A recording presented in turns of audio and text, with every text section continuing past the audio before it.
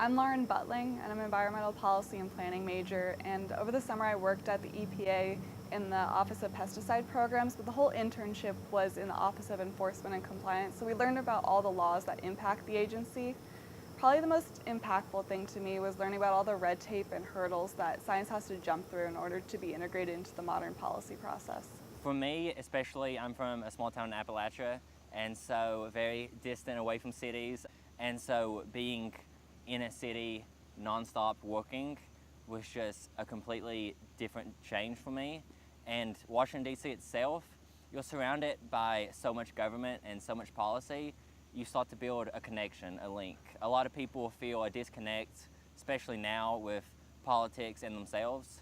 They think, what happens there won't affect me individually, and I've learned from being there that it actually does have major impacts on the individual as well as the society. Through this fellowship, I was able to gain federal government experience, which is very valuable for a college kid my age. I was able to combine environmental science, which is my major, with policy and help influence policymakers by kind of introducing them to the science side of things.